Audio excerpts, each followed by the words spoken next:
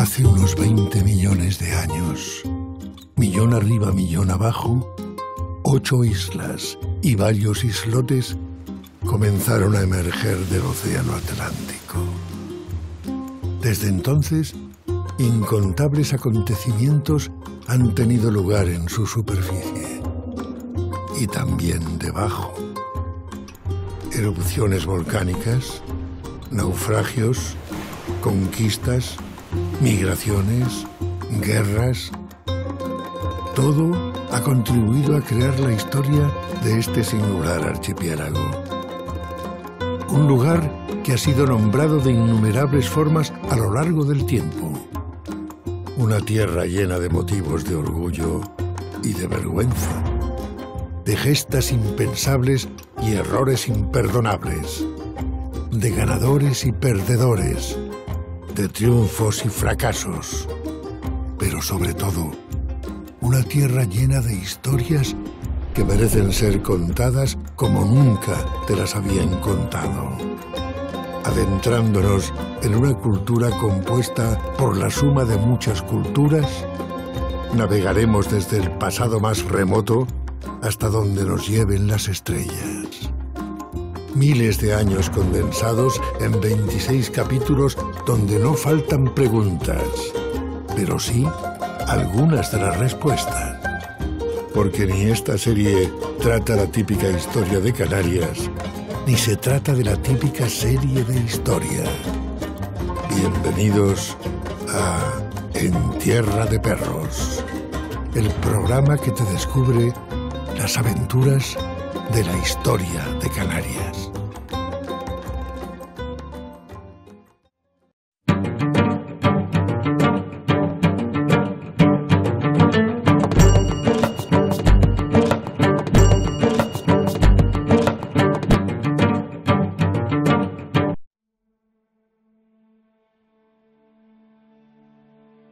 En ese océano de incertidumbre que supone el Atlántico Medio, Canarias es un pequeño archipiélago de certezas, y en ese espacio de certezas se expresa la interculturalidad. Somos africanos de posición, americanos de corazón, europeos por obligación. Pues así, en una cifra bastante aproximativa, o sea, estamos hablando de en torno a 1.500 culturas. La verdad es que transportamos nacionalidades prácticamente de todas las partes del mundo. Canarias ha visto pasar por sus costas a gentes de todos los confines del mundo en ruta de ida o vuelta. Y no solo desde América, también desde Asia y África. Y se ha nutrido de esas gentes que, en vez de seguir camino, decidieron asentarse aquí o quisieron vivir aquí y aportar su granito de arena a una sociedad, la canaria, que contribuyeron a crear. Desde el punto de vista histórico, podríamos decir que Canarias, por su encrucijada especial, por su situación, ha pasado una cantidad de culturas diferentes. Estamos a simplemente 70 kilómetros del mundo bereber, del Sáhara, pero que normalmente tiene contacto con Canarias muchísimas culturas. No hemos dejado de recibir gente de otros pueblos y de otras culturas hasta la actualidad, pues ingleses, alemanes, italianos, lo cual yo creo que es muy importante para un desarrollo de una sociedad multinacional. O sea, hay muchísimas mezclas de culturas, normalmente esto es muy bueno para el desarrollo de una sociedad. ¿Cómo no empezar con la Gran Bretaña, nuestra pretendiente más insistente, siempre dispuesta a conquistarnos a cañonazos? Gran Bretaña tuvo que contentarse con mantener muy buenas relaciones comerciales, industriales y sociales con Canarias. Desde el siglo XVI pues, hay conexiones con Inglaterra, y hay viajeros que nos han dejado sus testimonios en el pleno siglo XVI. Pero es sobre todo en el siglo XVII la época dorada de las relaciones entre Inglaterra y las Islas Canarias. Los ingleses podían introducir sus productos de contrabando aquí, de ellos llevar a América. Eso explica que todavía hoy en la City se llame precisamente los muelles Canary, una de las zonas más cotizadas. Canarias tuvo en el puerto de la Cruz el único cementerio protestante que hubo en todo el Imperio Español. Eso explica las enormes relaciones que tuvieron en aquellos años, a pesar de los problemas de guerra política entre España e Inglaterra que hubo aquí en Canarias, donde incluso llegaron a haber hasta curas de religión anglicana, y el rey aceptó la existencia de un cementerio anglicano en el puerto de la Cruz. ¿Qué vendían los canarios en Inglaterra? Aparte de algunos productos para tinte, como era la horchilla o la sangre de drago, fundamentalmente vendían el Malvasía. El Malvasía era un vino de alta graduación, 18 grados, que servía de aperitivo, de complemento, etcétera, y que se va a convertir en la medida de moda desde finales del siglo XVI a lo largo de todo el siglo XVII. ¿Qué consecuencias trajo consigo las relaciones de Inglaterra en esta época? En primer lugar, un intercambio cultural. Eso llevó y favoreció también pues, la mezcla de personas. La Guerra de Sucesión Española entre 1700 y 1713 fue un impacto muy negativo para el comercio canario con Inglaterra. La cochinilla va a ser el gran factor de relanzamiento de la economía canaria entre 1830 y 1875. Inglaterra va a ser importadora de cochinilla, con el cual se daba uno de los colores fundamentales, que es el color púrpura. Entonces, todas las Islas Canarias durante todos esos años se convirtieron en un gran centro exportador de cochinilla. En 1852, Bravo Murillo declara que Canarias se convierte en una zona de Puerto Franco. Eso quiere decir que todos los productos que entran en las islas entran libres de impuestos. Eso va a convertir a una relación de nuevo muy importante entre Inglaterra y las Islas Canarias. Canarias va a ser un lugar muy importante para los ingleses. ¿Por qué?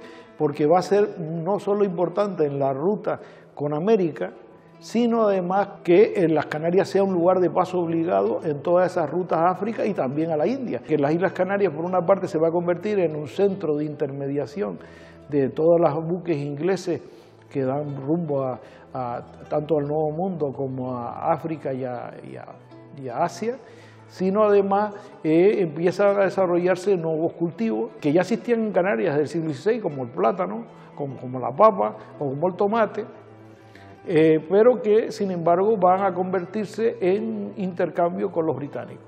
Todo eso va a crear un gran comercio que explica que toda una serie de marcas inglesas se establezcan en las islas.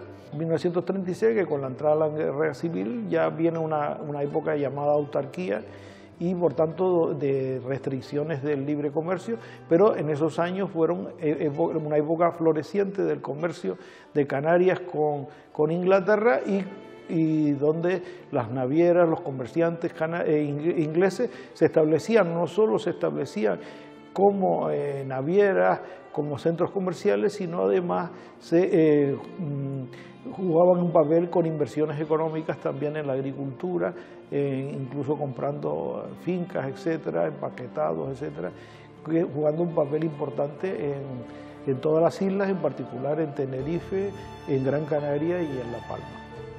Bueno, desde un principio los ingleses vinieron a las islas, sobre todo en el siglo XIX, también junto al turismo, pero también vinieron para hacer el puerto de la luz. Las casas carboneras pusieron también la luz en la ciudad de Las Palmas, se asentaron aquí porque también este era un lugar, como dije antes, muy importante para lo que significaba la Commonwealth. También era un lugar con buen clima para asentarse aquí.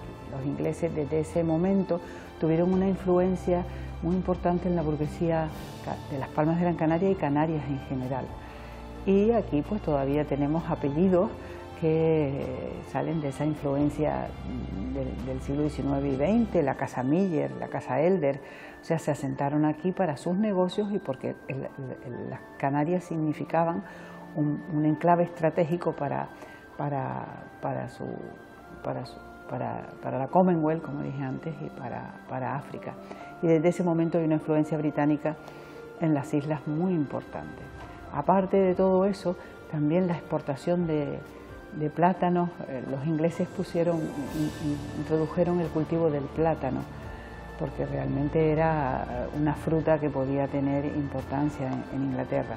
Introdujeron el cultivo del plátano y los exportadores canarios que tenían fincas de plátanos y de tomates pues también tuvieron mucha importancia en Inglaterra, las frutas canarias. Todavía hoy se conserva el nombre en el puerto del Canary Wharf, que es el muelle donde se recibía la fruta de Canarias.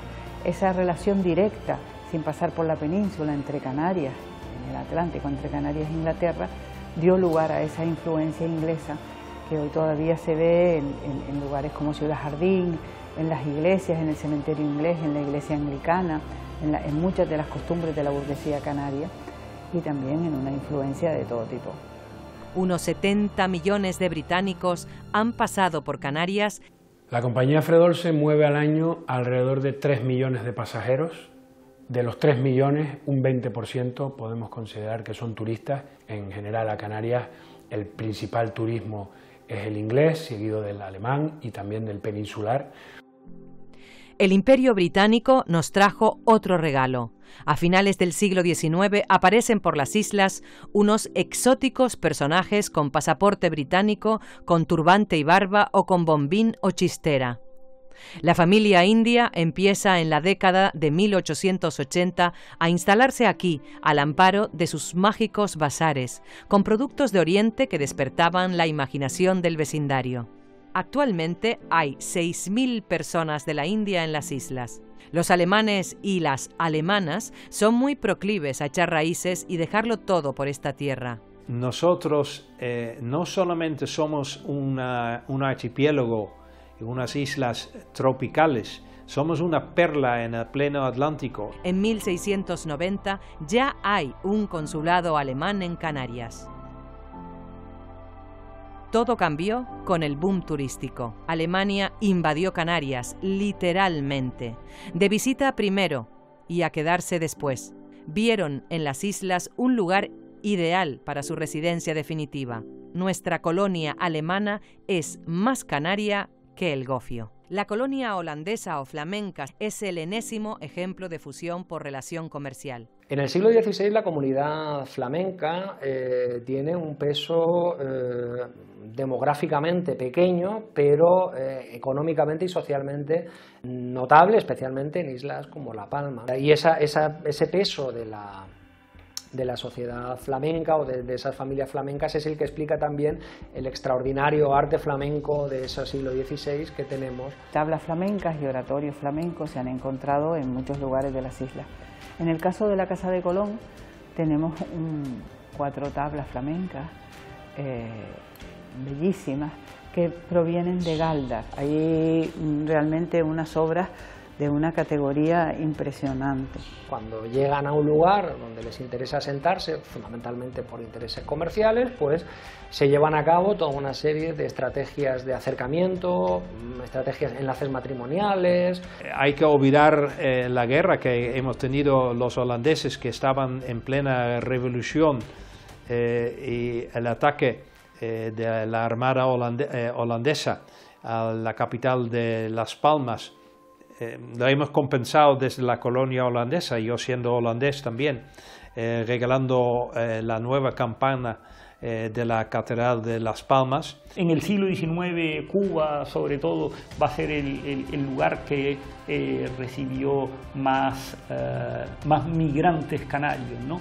Y algunos personajes que destacaron en Cuba, por ejemplo, pues siempre debemos destacar la figura de José Martí, ¿no?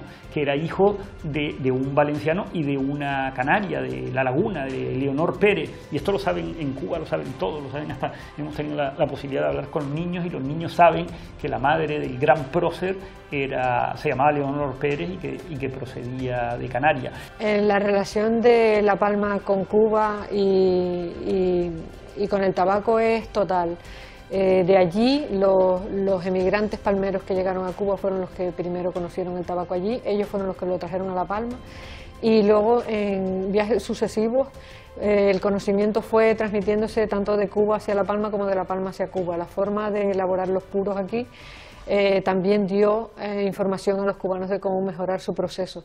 Hay que tener en cuenta que La Palma, los palmeros que primero se dedicaron al tabaco y los que se dedican hoy en día, todos ellos lo hacen el proceso desde el semillero de esas pequeñas plantitas, el cuidado de ellas, cómo se pasa al huerto, cómo se trabaja en el huerto, el trabajo del secado, el fermentado del tabaco para que ese tabaco tenga una textura y unos aromas adecuados para luego elaborar los puros, y el trabajo de elaboración, todo lo hacen las mismas personas, de una misma familia, o sea, se concentra todo el conocimiento en una misma familia, cada familia hace el proceso de 0 a 100 completo. Entonces, eso es un poco la diferencia de la elaboración del puro aquí en la isla con otros lugares. En otros lugares las plantaciones son más grandes y entonces el proceso se hace a gran escala. Los que son agricultores solo son agricultores, los que son... Luego ese tabaco se manda a plantas de secado donde otras personas se encargan de ello, luego ese tabaco pasa a plantas de fermentado donde son otras distintas las que hacen el fermentado, y luego hay los elaboradores, los enrolladores. Cada uno hace una parte y no conocen a lo mejor ni siquiera a las personas anteriores. El hecho de que sean las mismas personas hace que en cada parte del proceso se mime el producto al 100%. Si no cuidamos bien el semillero no tenemos plantitas para pasar al huerto, si no lo cuidamos bien en el huerto no tenemos buena hoja para hacer los puros luego, si no hacemos ese secado y ese fermentado cuidando mucho la hoja, no tenemos hojas de calidad ni hojas con las características que necesitamos para utilizar luego de tripa, de capote o de capa, ¿no? Ya sabemos a la hora de pasar al secadero de dónde vienen esas hojas, si de la parte baja de la planta, si de la parte central o de la parte alta, porque cada una de ellas tiene unas características diferentes de sabor. Entonces, a la hora de hacer el puro, dentro sabemos qué ponemos, si ponemos hojas de abajo, hojas del centro o hojas de arriba, porque hemos sido nosotros mismos los que tratamos esa hoja desde el principio y sabemos qué camino ha seguido, y a la hora de ponerla en la mesa para elaborar sabemos de dónde viene. Entonces eso es lo que yo creo que básicamente, aparte de la zona, de las características del cultivo aquí, pues le dan esa calidad al puro final, ¿no? Que sean las mismas personas las que miman cada parte del proceso. Siendo diferentes personas, pues a veces, por mucho que se trate de hacer bien, siempre habrá partes que se van quedando un poquito por el camino, ¿no? Y que todavía encontramos que siguen tomando gofio en muchos lugares de Cuba y teniendo una serie de costumbres canarias en las cuales nos reconocemos. Esas mujeres también no solo transmitieron la gastronomía, también pues las canciones, los romances. Bueno, hay una influencia tremenda en Cuba porque la emigración a Cuba fue muy importante de las Islas Canarias. Y hoy en día la migración es al revés. Tenemos una gran comunidad cubana que vive en las Islas Canarias. Los canarios fuimos allá en el siglo pasado y en el siglo XIX, y ellos ahora vienen para acá y se asientan aquí y se encuentran muy en su casa. Bueno, la relación histórica que ha tenido Canarias con Cuba es obvia, ¿no? Una gran cantidad de la población que actualmente vive en Cuba es descendiente o tiene sus ascendentes en el contexto de Canarias. Todo el centro de Cuba es una zona poblada justamente por inmigrantes venidos de Canarias en distintos momentos históricos, ¿no? Hay muchas poblaciones de Galicia, de lo que sería toda la zona del sur de España, pero la relación con Canarias siempre ha sido una relación muy íntima. Quizás tendría que ver también con esa idea de que ambas son islas, de que se trata de espacios donde las personas han desarrollado actividades económicas muy semejantes a las que desarrollaban en el contexto de Canarias. Hay que entender que las poblaciones que llegaron a Cuba desde Canarias eran sobre todo campesinas y siguieron desarrollando ese tipo de actividad económica. Y no sé si la mitad, pero una gran parte de la población que vive en Cuba pues tiene sus raíces en el contexto de Canarias. Bueno, la inmigración de personas de nacionalidad cubana al contexto de Canarias tiene una causa muy sencilla. La mayor parte de la población de Cuba pues, es descendiente de canarios, y a la hora de seleccionar contextos migratorios viables, sobre todo a partir de los años 90 y el periodo especial, es obvio que no solamente los cubanos, sino cualquier inmigrante del mundo va a intentar localizar un espacio cómodo en el que culturalmente tenga cierta afinidad, en el que además, si hablamos de raíces históricas y raíces culturales, pues Canarias era y sigue siendo en la actualidad un ámbito migratorio preferente, independientemente de que a partir sobre el 2007, 2008 las migraciones hayan, sobre todo desde América, se hayan mermado un poco, justamente por toda la crisis económica tenida en España y en Europa en general. Pues a la hora de seleccionar un lugar en el que muchos cubanos decidirían vivir, pues Canarias estaría en uno de los primeros nombres de la lista. La pesca nos trajo a Corea. Su integración en la comunidad insular vino de mano de esos ejecutivos y de los directivos de las más de 40 navieras pesqueras y de congelado que operaban por aquí en la década de los años 70, al amparo del caladero canario sahariano. En los años 60, el puerto de Las Palmas va a atraer a un volumen de flotas extranjeras muy importante.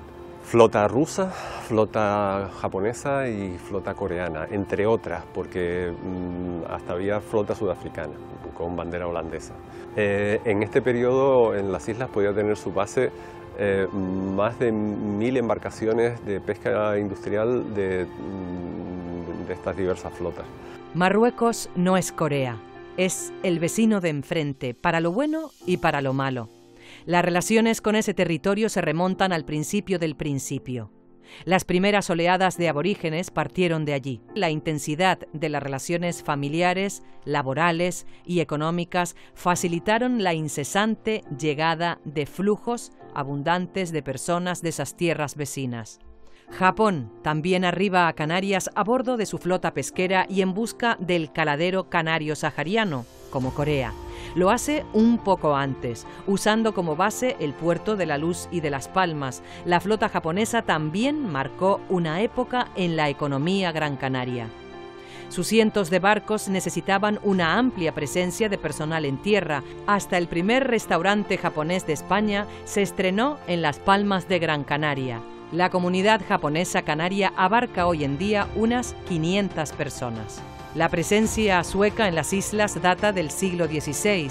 Las primeras colonias tienen que ver con el comercio y la exportación. Su presencia se hizo masiva con el boom turístico y muchas familias y decenas de jubilados y jubiladas fijaron su residencia en esta tierra de perros. También dejaron su huella en Tenerife. ¿Y qué huella? En 1957, un grupo de personas con movilidad reducida descubrieron los cristianos y pusieron la primera piedra de lo que hoy conocemos como turismo adaptado, del que el sur de Tenerife es líder mundial.